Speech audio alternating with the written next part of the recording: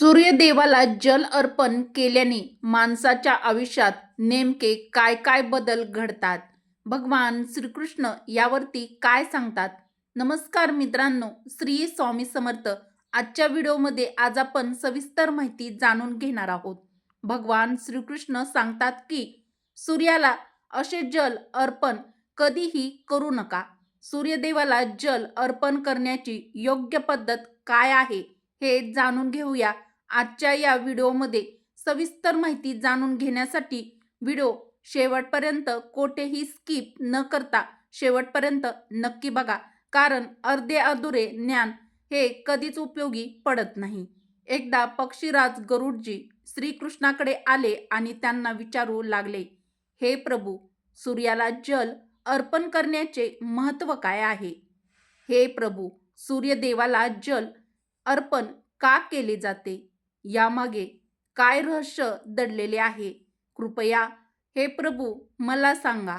आणि सूर्यदेवाला जल देण्याचे काय काय फायदे आहेत आणि सूर्यदेवाला जल देण्याची उत्तम आणि योग्य पद्धत आणि नेमकी योग्य पद्धत कोणती आहे? तेव्हा भगवान श्रीकृष्ण हलकेसे हसतात आणि गरुडजींना मान डोलावून म्हणतात, हे गरुड, तुम्ही अत्यंत महत्त्वाचा व संपूर्ण लोक कल्याणाचा, सर्व मानवजातीच्या कल्याणासाठी अत्यंत महत्त्वाचा प्रश्न विचारला आहे. मित्रांनो, यावरती भगवान श्रीकृष्ण म्हणतात, हे गरुड, मी तुम्हाला याची संपूर्ण आणि सविस्तर उत्तर एका महान कथेद्वारे देईन. मित्रांनो, यावरती श्रीकृष्ण अत्यंत प्रसन्न मुद्रेने गरुडजीकडे पाहतात आणि हलकेसे हसून गरुडजींना म्हणतात, हे गरुड, मी तुला याबाबत एक अत्यंत पवित्र व प्राचीन कथा सांगतो, ज्यामुळे तुमच्या सर्व प्रश्नाची उत्तरे तुम्हाला मिळतील. ही कथा जो कोणी ऐकेल त्याला 100 वर्षापर्यंत सूर्याला जल अर्पण करण्याचं पुण्य त्या भक्ताला नक्कीच मिळते. भगवान श्रीकृष्णाने सूर्यदेवाच्या महिमाचे वर्णन करण्यासाठी सूर्यदेवाला जल म्हणजेच पाणी अर्पण करण्याची किंवा जल देण्याची योग्य पद्धत आणि अत्यंत शक्तिशाली सूर्यदेवांचा मंत्र या कथेत सांगितला आहे. तुम्ही सर्वांनी ही कथा लक्षपूर्वक ऐकावी आणि ही कथा ऐकल्याने सूर्यदेवाला जल दिल्याचे फळ मिळते. चला तर मग मित्रांनो, आजच्या या आपल्या पवित्र कथेला सुरुवात करूया. तर व्हिडिओमध्ये पुढे जाण्याआधी कमेंटमध्ये ओम सूर्य देवाय नमः किंवा जय श्रीकृष्ण नक्की टाईप करा. भगवान श्रीकृष्ण म्हणतात, हे गरुड, प्राचीन काळी मध्यभागी एक अतिशय प्राचीन अमरावती नगरी होती. त्या नगरात एक ब्राह्मण देवदत्त राहत होते. त्यांची पत्नी सरिता यांच्यासोबत राहत होता. देवदत्त शास्त्र ज्ञानी होता, पण त्यांनी कधीही आपल्या ज्ञानाचा सदुपयोग केला नाही. त्यांनी आपल्या ज्ञानाचा उपयोग केवळ पैसा कमावण्यासाठी केला. ब्राह्मण देवदत्तने आयुष्यात कधीही दानधर्म केला नाही किंवा कोणतेही चांगले काम कधीच त्याच्या आयुष्यात केले नाही. सूर्यदेवाला कधीही पाणी अर्पण केले नाही. तो अत्यंत स्वार्थी आणि अहंकारी घमंडी मनुष्य होता. मग एके दिवशी जंगलामधून तो देवदत्त ब्राह्मण जात असताना त्याला विषारी साप चावल्याने देवदत्त ब्राह्मणाचा जागीच मृत्यू झाला. तेथे देवदत्तच्या पापाचे आणि पुण्याचे मूल्यमापन केले गेले आणि ब्राह्मण देवदत्त अनेक वर्ष नरकामध्ये शिक्षा भोगू लागला आणि मग त्याचे प्रायचित्त म्हणून मनुष्य म्हणून पुन्हा देवदत्तचा पुनर्जन्म म्हणजेच त्याचा जन्म झाला. त्याचा दुसरा जन्म एका गरीब शूद्राच्या घरी झाला. त्याच्या दुसऱ्या जन्मात तो मोठा होताच त्याच्या वडिलांनी त्याचे लग्न एका मुलीशी लावले आणि मग तो त्या मुलीसोबत जंगलातल्या झोपडीमध्ये राहू लागला.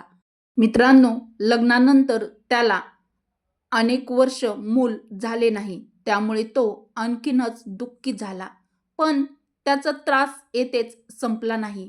काही वर्षांनी दैवी संयोगाने त्याच्या शरीरात एक भयंकर रोग निर्माण झाला आणि त्याला गंभीर असा कुष्ठरोग झाला आणि त्याच्या शरीरावर असंख्य जखमा झाल्या. तो यापुढे कोणतेही काम करू शकला नाही किंवा शकत नव्हता. त्याची पत्नी ही एक निष्ठावान पतिव्रता स्त्री होती. ती त्याच्यासाठी जेवणाची व्यवस्था करायची, त्याला जेवू घालायची आणि त्याला अंघोळ घालायची. तो शूद्र अनेक वेळा आपल्या मनात विचार करत असे की आपल्या कोणत्या जन्माच्या आणि कोणत्या पापामुळे त्याला हा कुष्ठरोग झाला आहे. असा विचार करून तो त्याच्या मनामध्ये अत्यंत दुःखी व्हायचा. मग मित्रांनो, एके दिवशी त्याची पत्नी एका साधूला त्याच्या दारात भेटायला आली होती. तिने त्या संताची खूप सेवा केली. यावर त्या महात्मांनी प्रसन्न होऊन त्या संतांनी कुष्ठरोग्याच्या पत्नीला वर मागण्यास सांगितले. तेव्हा कुष्ठरोग्याच्या त्या पत्नीने उत्तर दिले, हे महात्मा, माझ्यासाठी माझा नवरा सर्वस्व आहे आणि तोच माझा गुरु देखील आहे. म्हणून तुम्हाला विनंती करते की माझ्या पतीचा आजार बरा करून त्याला पूर्वीप्रमाणे चांगले बनवा. मित्रांनो, यावर ते ऋषी संत महात्मा म्हणाले, हे मुली, तुमच्या पतीला हा रोग त्याच्या मागील जन्माच्या कर्मामुळे झाला आहे. मी त्यात हस्तक्षेप करू शकत नाही. देव माणसाला त्याच्या पापाची शिक्षा हा नक्कीच देतो, ते कोणीही चुकवू शकणार नाही. पण हा आजार कमी करण्यासाठी मी तुम्हाला एक उपाय सांगू शकतो. यावर एक उपाय आहे, तुम्ही तुमच्या पतीसोबत सूर्यदेवाचा आणि रोज सूर्यदेवाची पूजा करा, सूर्यदेवाला नमस्कार करा, सूर्यदेवांना अर्घ्य द्या. देवाच्या कृपेने तो या पापापासून मुक्त होऊन त्याला त्याचे रूप प्राप्त होईल. तेव्हा त्या साधू महात्म्याने त्या स्त्रीला सूर्यदेवाची उपासना करण्याची योग्य पद्धत सांगितली. ती पद्धत जाणून कुष्ठरोगी पतीने आपल्या पत्नीसह दररोज सूर्यदेवाची पूर्ण मनोभावाने पूजा केली आणि सर्व काही दिवसातच तिचा नवरा पूर्णपणे बरा झाला. तो कुष्ठरोगापासून पूर्णपणे मुक्त झाला आणि सूर्यदेवाच्या कृपेने त्याला सुंदर आणि मजबूत शरीर आणि संपत्ती मिळाली आणि तो गरीब, दारिद्र्याने ग्रासलेला तो शूद्र आता खूप श्रीमंत, संपन्न झाला होता. भगवान श्रीकृष्ण म्हणतात, हे गरुड, आता मी तुम्हाला सूर्यदेवाला प्रसन्न करण्याची योग्य पद्धत आणि योग्य मंत्र सांगतो, ज्यामुळे मनुष्याचे सर्व रोग दूर होतात, त्याला उत्तम आरोग्य आणि सुख, संपत्ती, वैभव मिळू शकते. भगवान श्रीकृष्ण म्हणतात, हे गरुड, दररोज सूर्यदेवाला जल अर्पण करणे हा एक नियम आहे, जो एखाद्या व्यक्तीच्या जीवनात कोणता मोठा बदल घडवून आणू शकतो. सूर्यदेवाची शक्ती इतकी अलौकिक आणि महान आहे की त्यांच्याशिवाय संपूर्ण पृथ्वी नष्ट देखील होऊ शकते. सूर्यदेव हा प्रकाश, सकारात्मक ऊर्जा आणि सर्व इंद्रियावर नियंत्रण इत्यादींचे देवता आहेत. फक्त सूर्यदेवाला जल अर्पण केल्याने सर्व आपल्या मानवाच्या जीवनातील संकटे, अडचणी दूर होतात. जगातील प्रत्येक समस्येचे समाधान फक्त सूर्यदेवाकडे आहे. सूर्यदेवाची उपासना केल्याने आत्मा शुद्ध होतो, मन पवित्र होतं आणि मनोबल, माणसाचा आत्मविश्वास देखील वाढतो. सूर्योदयाच्या वेळी सूर्याच्या किरणामुळे वातावरण शुद्ध आणि सकारात्मक, सात्विक होते. सकारात्मक होते, अनेक फायदे होतात. तर या सकारात्मक वातावरण असल्यामुळे जीवनावर आपल्या खूप शुभ आणि अशुभ देखील प्रभाव पडतो. तर दररोज सकाळी अंघोळ करून मंत्रोच्चार करताना सूर्यदेवाला जल अर्पण केल्यास सूर्योदयाच्या वेळी सूर्याच्या किरणामुळे वातावरण शुद्ध आणि सकारात्मक होत असते. रोज सकाळी स्नान करून जर तुम्ही सूर्यदेवाला हा सूर्यदेवांचा अत्यंत पवित्र आणि महान मंत्र उच्चार करून जल अर्पण केल्याने अनेक फायदे आपल्याला होत असतात. कुंडलीतील व इतर ग्रहाप्रमाणे सूर्य शुभ आणि अशुभ स्थितीत असल्यामुळे आपल्या मानवाच्या जीवनावर शुभ आणि अशुभ प्रभाव पडत असतो. कुंडलीत सूर्य शुभ स्थितीत असेल तर आपल्याला समाजात पूर्ण मान, प्रतिष्ठा आणि कीर्ती मिळते. तसेच मित्रांनो, सूर्यदेव जर विपरीत स्थितीत जर आपल्या कुंडलीमध्ये असतील तर आपल्याला त्याचे विपरीत परिणाम देखील प्राप्त होतात. त्यामुळे जर तुम्हाला कुंडलीत सूर्यदेवांची म्हणजेच सूर्याची स्थिती मजबूत करायची असेल तर ज्योतिषशास्त्रात अशा काही गोष्टी सांगितल्या आहेत. पाण्यात टाकून सूर्यदेवाला जल अर्पण केल्याने त्याचे शुभ फळ आपल्याला मिळते. पण मित्रांनो, अनेक जण सूर्याला जल अर्पण करतात. सूर्यदेव नाराज झाल्यास व्यक्तीची बुद्धी नष्ट होते आणि त्याला सर्व बाजूनी अपमान सहन करावा लागू शकतो किंवा करावा लागतो. अशा व्यक्तीची दृष्टी जाते आणि परिणामी त्याला अत्यंत खराब दर्जाचे अन्न मिळते. तसेच त्या व्यक्तीचे ज्ञान नष्ट होते, त्याची विवेकबुद्धी नष्ट होते, त्याची स्मरणशक्ती कमकुवत होते आणि वडील आणि मुलामध्ये विनाकारण वाद होऊ लागतात. जेव्हा सूर्यदेव कोपतात, व्यक्तीवर चुकीचे आरोप केले जातात आणि नकळत अनेक गुन्हे त्या व्यक्तीकडून घडत असतात किंवा करतात. म्हणून माणसाने दुष्कर्म करून सूर्यदेवाला नाराज करू नये. मित्रांनो, व्हिडिओ आवडला असेल तर व्हिडिओला एक लाईक, केलं नसेल तर एक लाईक नक्की करा.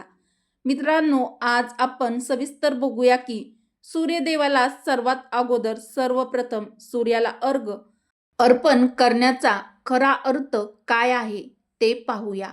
म्हणजे सूर्यदेवाला भक्तिभावाने जल अर्पण करणे. पण लक्षात ठेवा की जर तुम्ही हातांची ओंजळ बनवून सूर्यदेवाला अर्घ्य देत असाल तर हाताची तर्जनी आणि अंगठे एकमेकाला जोडून ठेवू नका. म्हणजेच एकमेकांना स्पर्श करू देऊ नका. दोन्ही हाताचे अंगठे लांब ठेवा आणि तर्जनी आणि अंगठा एकत्र ठेवला तर ती राक्षसी मुद्रा बनते आणि या चुकीच्या पद्धतीने जर तुम्ही सूर्याला अर्घ्य करणे म्हणजेच अर्घ्य देणे करत असाल तर हे अतिशय अशुभ मानले जाते. भांड्यात पाणी भरून सूर्यदेवाला अर्घ्य अर्पण करत असले तरी ते नेहमी सूर्योदयाच्या वेळीच अर्पण करावे. उगवत्या सूर्याची उपासना करणे, त्यांची पूजा करणे नेहमीच आपल्यासाठी खूपच शुभ असते असं आपलं शास्त्र सांगतं.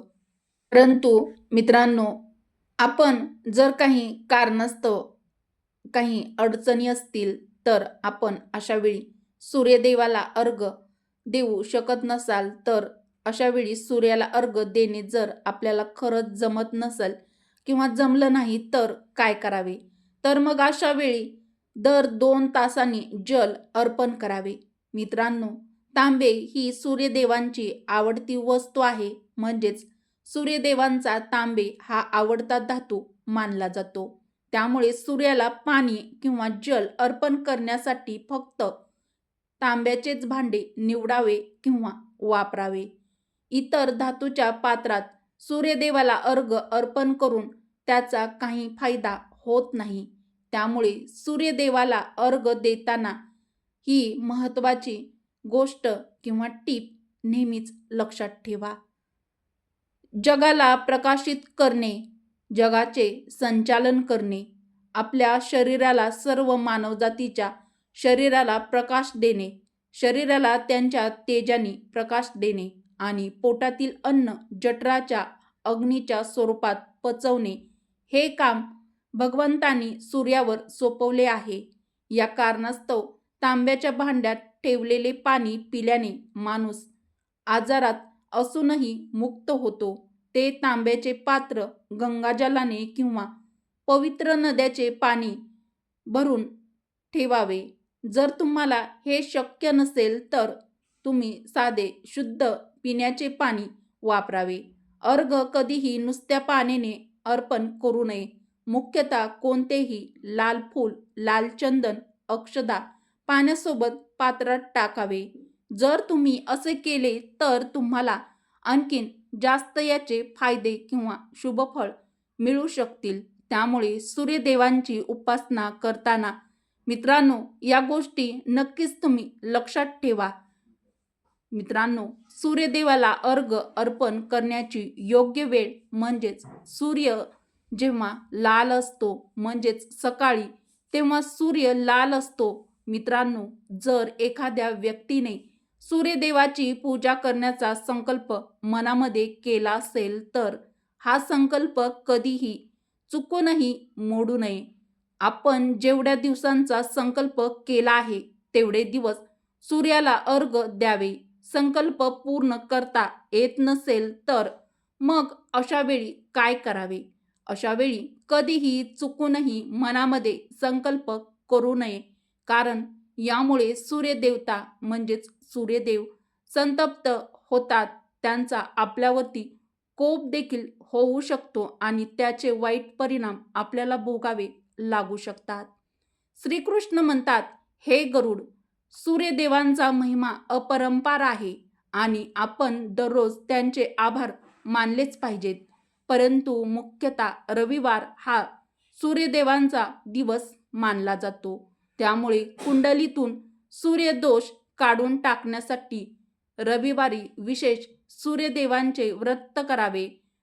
सूर्यदेवांची पूजा करावी आणि सूर्याशी संबंधित वस्तूंचे दान देखील करावे. तांबे, गहू, गूळ, चंदन आणि पिवळ्या रंगाचे कपडे आणि रविवारी मित्रांनो या वस्तूचे दान केल्याने व्यक्तीचे सर्व दुःख अडचणी दूर होतात. जर ती व्यक्ती आजारी असेल किंवा घरी कोणी व्यक्ती आजारी असेल तर किंवा घरामध्ये काही बाधा असेल किंवा इतर कोणतीही समस्या तुमच्या घरामध्ये असेल तर अशा वेळी तुम्ही सूर्यदेवाला अर्घ्य देऊ शकत नाही. यासाठी शास्त्रात मानसपूजेची तरतूद आहे. म्हणजेच सूर्यदेवाला आपल्या मनातच अर्घ्य देऊ शकता आणि जर काही कारणास्तव सूर्यदेव दिसत नसतील तर मग अशा वेळी त्यांचे स्मरण करून तुम्ही पूर्वेकडे तोंड करून त्यांना अर्घ्य देऊ शकता. पण सूर्याला प्रार्थना करण्याचा तुमचा संकल्प कधीही सोडू नका. तर मित्रांनो, अशा प्रकारे भगवान श्रीकृष्णांनी आपले शिष्य गरुडजींना सूर्यदेवाचा महिमा आणि सूर्यदेवाला अर्घ्य अर्पण करण्याची योग्य पद्धत आणि सूर्यदेवाला अर्घ्य अर्पण करण्याचा योग्य मंत्र सांगितला आहे. आणि मित्रांनो, तुम्हाला हा व्हिडिओ कसा वाटला ते देखील मला कमेंट करून नक्की कळवा. जर तुम्ही सूर्यदेवाची उपासना करता का किंवा सूर्याला दररोज अर्घ्य देता का किंवा सूर्यदेवाला तुम्ही खरंच तुमची आवडती देवता म्हणून त्यांची उपासना करता का हे देखील नक्की कळवा. तर मित्रांनो, आपल्याला ही कथा आणि हा आध्यात्मिक माहिती हा व्हिडिओ आवडल्यास व्हिडिओला एक लाईक अवश्य करा. तुमच्या मित्र परिवारासोबत बहिणींसोबत हा व्हिडिओ शेअर देखील नक्की करा व आपल्या मराठी मंगल चॅनलला सबस्क्राईब देखील जरूर करा. उपयुक्त व्हिडिओ तुमच्या मित्र परिवारासोबत बहिणींसोबत शेअर करायला विसरू नका. चला तर मग भेटू अशाच पुढच्या एखाद्या नवीन छानशा व्हिडिओमध्ये. व्हिडिओ शेवटपर्यंत पाहिल्याबद्दल तुम्हा सर्वांचे मनापासून धन्यवाद. श्री स्वामी समर्थ. जय श्रीकृष्ण. जय माता लक्ष्मी. जय सूर्यदेव. धन्यवाद.